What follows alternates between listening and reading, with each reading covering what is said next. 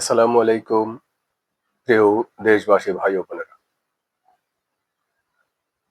৬১ দলীয় বাংলাদেশ রাজনৈতিক ঐক্যজোট এর মুখপাত্র হিসেবে আমি আপনাদের সামনে আজকে কয়েকটি কথা উপস্থাপন করার জন্য এই ভিডিওটা করার বা এই পর্বটি সাজানোর মূল উদ্দেশ্য। প্রথমে সবার প্রতি আহ্বান জানাবো যে আপনারা এই যে আমরা গত ৬ মাস বিভিন্ন ভাবে অতিক্রম করেছি। প্রথম হলো যে আমরা একটি স্বৈরাচারী সরকারকে হটিয়ে আমরা একটি বড় বিজয় অর্জন করেছি। সেই বিজয়ে এদেশের 18 কোটি মানুষের অনেক প্রত্যাশা ছিল যে দেশের মানুষ অনেক শান্তিতে, নিরাপদে এবং স্বাধীনভাবে এদেশে চলাফেরা করবে। তো সেই স্বপ্ন আমরা কতটুকু বাস্তবায়ন করতে পেরেছি তা আমি বলতে চাই না, কারণ এটা সবারই জানা, এখানে বলার কিছু নেই। অন্তর্বর্তীকালীন সরকারের প্রধান মাননীয় প্রধান উপদেষ্টা ডক্টর মোহাম্মদ ইউনূস, বাংলাদেশে ওনার কতটুকু গ্রহণযোগ্যতা আছে তা আমি বলতে চাই না, কিন্তু ওনার যে বহির্বিশ্বে গ্রহণযোগ্যতা আছে তা আমি দৃঢ়ভাবে বলতে পারি। তাহলে এই যে আমরা যে রাজনৈতিক দলগুলো, বড় বড় রাজনৈতিক দলগুলো, আমরা তো ছোট ছোট দল, তারপরেও আমরা 61টি নিবন্ধিত এবং অনিবন্ধিত দল মিলে একটি জোট বা একটি ঐক্য তৈরি করতে পেরেছি। কিন্তু আপনারা যারা বড় বড় দলগুলো, আপনাদেরকে আমরা বিভিন্ন সময় চিঠি দিয়েছি বা বিভিন্ন সময় বলার চেষ্টা করছি, কিন্তু আমাদেরকে তো আর আপনারা পাত্তা দিচ্ছেন না। তো এই যে পাত্তা না দেওয়ার ফলশ্রুতিতে এই যে গত 6 থেকে 7 মাস আমরা অতিক্রম করলাম, তাতে আমরা কি পেলাম? এক নম্বর যে জিনিসটা আবার বলতে চাচ্ছি যে ডক্টর মোহাম্মদ ইউনূস বাংলাদেশের প্রধান, বর্তমান প্রধান, তত্ত্বাবধায়ক সরকারের মাননীয় প্রধান উপদেষ্টা। রাজনৈতিক দলগুলো, বিভিন্ন সময়ে রাজনৈতিক দলগুলোর সাথে উনি মিটিং করেছেন এবং বাংলাদেশে ওনার গ্রহণযোগ্যতা কতটুকু আছে সেটা আমি বলতে চাই না, কিন্তু বহির্বিশ্বে যে ওনার গ্রহণযোগ্যতা আছে সেটা আমি দৃঢ়ভাবে বলতে পারি। যে কারণে এই যে রাজনৈতিক দলগুলো কেন মাননীয় প্রধান উপদেষ্টাকে ব্যবহার করে আপনারা সুযোগ নিতে পারেননি, কিন্তু ডক্টর মোহাম্মদ ইউনূস যে রাজনৈতিক দলগুলোকে ব্যবহার করে বা রাজনৈতিক দলগুলোর সাথে পরামর্শ করে উনি যেই সুবিধা নিতে পেরেছেন, এটা হয়তো রাজনৈতিক দলগুলো এখনো বুঝতে পারছেন না। অর্থাৎ যেই রাজনৈতিক দলগুলো ডক্টর মোহাম্মদ ইউনূস সাহেবের কাছ থেকে সুবিধা নেওয়ার কথা ছিল, সেটা আপনাদের দক্ষতা কারণে আপনারা ব্যর্থ হয়েছেন। কিন্তু ডক্টর মোহাম্মদ ইউনূস উনি কিন্তু এই রাজনৈতিক দলগুলোর কে ব্যবহার করে রাজনৈতিক দলগুলোর সাথে কথা বলে বা রাজনৈতিক দলগুলোর সাথে দলগুলোর থেকে সুবিধা নিয়েছেন।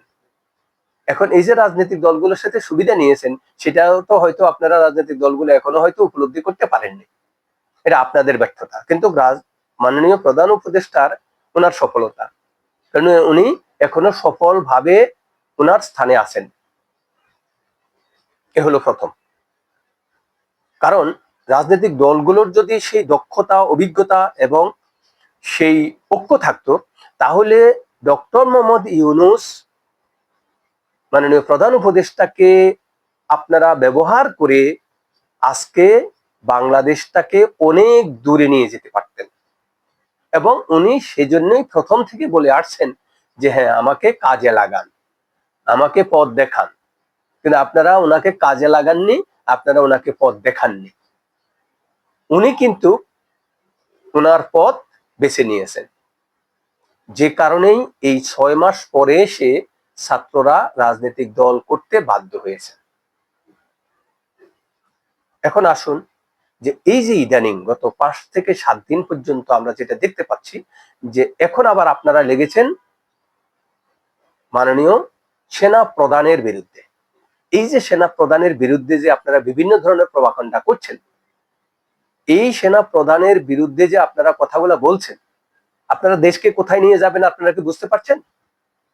আপনারা যখন এই 18 কোটি মানুষকে একটা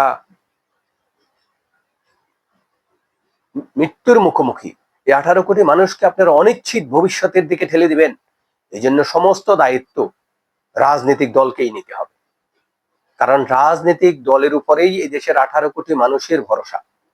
সেই ভরসার জায়গায়, সেই ভরসার স্থলটা যদি আপনারা নষ্ট করে দেন, সেই ভরসার জায়গাটা যদি আপনারা ধ্বংস করে দেন এবং মানুষকে মৃত্যুর মুখোমুখি এবং মানুষকে অনিশ্চিত ভবিষ্যতের দিকে ঠেলে দেন, তাহলে জনগণ আপনাদেরকে ছেড়ে দিবে না। যে কারণেই আমরা বাংলাদেশের একজন নাগরিক হিসাবে এবং 61 দলীয় বাংলাদেশ রাজনৈতিক ঐক্য জোটের পক্ষ থেকে আমি মুখপাত্র অধ্যক্ষ মোহাম্মদ রফিকুল্লাহ ভূঁইয়া যেটা বলতে চাচ্ছি, যে আপনারা মাননীয় সেনা প্রধানের এই যে বিভিন্ন ধরনের প্রভাকাণ্ডা করছেন, এগুলো থেকে বেরিয়ে আসুন, ওনাকে সহযোগিতা করুন। বরঞ্চ মাননীয় প্রধান সেনা প্রধানকে আপনারা সহযোগিতা করুন। কিভাবে ওনাকে সহযোগিতা করবেন সেই বিষয়ে আপনারা ভাবুন এবং আপনারা সকল রাজনৈতিক দল ঐক্যবদ্ধ হন। ছোট বড়, নিবন্ধিত অনিবন্ধিত সকল রাজনৈতিক দল ঐক্যমতের ভিত্তিতে আপনারা একটা পরিকল্পনা গ্রহণ করুন, তাহলেই দেশকে আপনারা সামনের দিকে নিয়ে যেতে পারবেন। বর্তমান যে পরিস্থিতি আমরা দেখতে পাচ্ছি, কেউ বলছেন জরুরি অবস্থা জারি হচ্ছে, কেউ বলছেন সামরিক শাসন জারি হচ্ছে, কেউ বলছেন শেখ হাসিনা আসছেন, কেউ বলছেন শেখ হাসিনা প্রধানমন্ত্রী। এই যে নানাভাবে বিচ্ছিন্নভাবে যে কথাগুলো আসছে, এগুলো বন্ধ করতে হবে। বিচ্ছিন্নভাবে কথা বলে দেশকে উচ্ছৃঙ্খলার দিকে নিয়ে নেওয়া যাবে, কিন্তু দেশকে সঠিক জায়গায় নেওয়ার জন্য একটি পরিকল্পনা গ্রহণ করুন, খুব দ্রুত পরিকল্পনা গ্রহণ করুন। না হলে আমরা সবাই কিন্তু একটি অনিশ্চিত ভবিষ্যতের দিকে যাচ্ছি। যে কারণে আমরা বাধ্য হয়ে এই কথাগুলো বলার চেষ্টা করছি। আমাদের কথা বলার দরকার ছিল না, বা আমরা কথা আগে বলার চেষ্টাও করিনি, কারণ অনেক বড় বড় দল রয়েছেন, অনেক বড় বড় নেতা আছেন, অনেক বড় বড় বুদ্ধিজীবী আছেন, অনেক বড় বড় জ্ঞানী গুণী লোক রয়েছেন, আমরা কথা বলতে যাব কেন? কিন্তু আমরা দেখতে পাচ্ছি পুরো দেশে একটা বিশৃঙ্খলা সৃষ্টি হচ্ছে, যে কোনো লোক কথা বলছে। এখন লেকচার দিচ্ছেন, একজন রিক্সাওয়ালাও সে বক্তৃতা দিচ্ছেন, একজন ব্যানওয়ালা বক্তৃতা দিচ্ছেন, একজন হকার বক্তৃতা দিচ্ছেন, একজন আপনার মুসি বক্তৃতা দিচ্ছেন। সবাই কথা বলার রাইট আছে, সবাই এদেশের নাগরিক, কথা বলতে পারবে, কিন্তু রাজনৈতিক বক্তব্য একজন হকার দিবে, একজন রাজনৈতিক বক্তব্য একজন মুসিওয়ালা দিবে, একজন রাজনৈতিক বক্তব্য যার খুশি সেই একজন রাজনৈতিক বক্তব্য দিবে, এটা হতে পারে না। এটা একটি দেশের কাঠামোর মধ্যেই করে না। যে কারণে একটি দেশের কাঠামো আগে ঠিক করুন, যতদিন পর্যন্ত আমরা দেশের কাঠামো ঠিক করতে না পারবো, যতদিন পর্যন্ত আমরা দেশকে একটা শৃঙ্খলায় নিয়ে আসতে না পারবো, ততদিন কিন্তু আমরা অনিশ্চিত ভবিষ্যতের দিকে ধাবিত হচ্ছি। সুতরাং আমি রাজনৈতিক সকল সংগঠনের প্রধানদের এবং সকল মানুষের দৃষ্টি আকর্ষণ করছি যে আপনারা উচ্ছৃঙ্খল কথা বলে দেশকে অনিশ্চিত ভবিষ্যতের দিকে নেবেন না। আমরা কিভাবে সামনের দিকে এগোতে পারি? আমরা একটা বিজয় অর্জন করেছি, এই বিজয় কিন্তু সবসময় আসে না। যে বিজয়টা আমাদের হাতে এখন আছে, এই বিজয়কে যদি আমরা কাজে লাগাতে না পারি, তাহলে আমাদের এই 18 কোটি মানুষের অনিশ্চিত ভবিষ্যতের দিকে এই 18 কোটি মানুষকে আপনারা অনিশ্চিত ভবিষ্যতের দিকে ঠেলে দিবেন না। আপনাদের সবার কাছে বিনীত অনুরোধ এবং আপনাদের কাছে হাত জোর করে অনুরোধ করছি যে আসুন আমরা এই দেশটাকে সবাই মিলে গড়ি। যার যতটুকু জ্ঞান আছে, যার যতটুকু দক্ষতা আছে, যার যতটুকু ক্যাপাসিটি আছে, আসুন না সবাই মিলে এই দেশটাকে গড়ি। আমরা উচ্ছৃঙ্খলের দিকে কেন যাব? আমরা কেন ওই শত শত গাড়ি নিয়ে একটা জায়গায় শোডাউন করতে হবে? আমরা কেন একটা জায়গায় দলবল নিয়ে যেতে হবে? আমরা কি সেই জন্যই এই স্বাধীনতা চেয়েছি? আমরা কি সেই জন্যই এত এই যে তরুণীর আমরা রক্তের বিনিময়ে আমরা যে স্বাধীনতা অর্জন করেছি, এই স্বাধীনতার যদি বৃথা যায়, এই স্বাধীনতাকে যদি আমরা সফলতা অর্জন করতে না পারি, তাহলে আমাদের জীবনে আর কখনো এই ধরনের স্বাধীনতা আমরা পাবো না, এই স্বাধীনতা আমাদের আসবে না। বাঙালি জাতি বীরের জাতি, সেই বীরের জাতি, সেই বীরের গৌরব নিয়ে যাতে আমরা থাকতে পারি, সেদিকেই আমরা যাতে যেতে পারি, সবার প্রতি বিনীত আহ্বান। আসুন না, আমার কথায় ভুল হতে পারে, আমার কথা যুক্তি নাও থাকতে পারে, কিন্তু আসুন না আমরা সবাই মিলে ঐক্যবদ্ধ হই, ভুল শুদ্ধ সব মিলিয়ে যেগুলো ভালো সেগুলো আমরা গ্রহণ করি, যেগুলো খারাপ সেগুলো আমরা তাকে বোঝানোর চেষ্টা করি যে না, তোমার কথাটা ঠিক হয়নি, তুমি এভাবে আসো, এভাবে চলো। এভাবেই আমরা দেশকে সামনের দিকে নিয়ে যেতে পারবো। তবে আজকের পর্বটা যে জন্য, যে উদ্দেশ্যে করা, সেটা হলো আপনারা দয়া করে কেউ সেনাবাহিনীকে বিতর্কিত করবেন না, সেনাবাহিনীর বিপক্ষে কোনো কথা বলার চেষ্টা করবেন না, এবং বিশেষ করে সেনা প্রধানকে আপনারা সহযোগিতা করুন, সেনা প্রধানের এই কর্মকাণ্ডকে আপনারা উৎসাহিত করুন।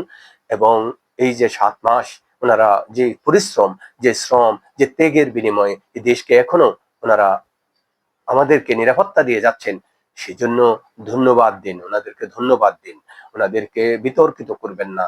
সবার প্রতি বিনীত আহ্বান যে আপনারা দয়া করে সেনাবাহিনী নিয়ে কোনো কথা বলবেন না। সেনাবাহিনী আমাদের দেশের গৌরব, সেনাবাহিনী আমাদের নিরাপত্তা, সেনাবাহিনী আমাদের সার্বভৌমত্বের প্রতীক।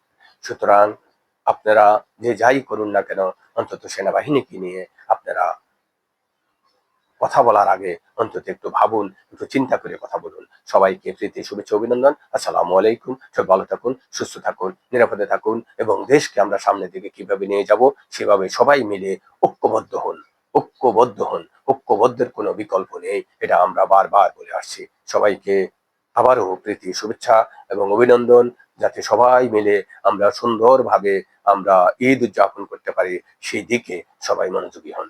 সবাইকে ধন্যবাদ।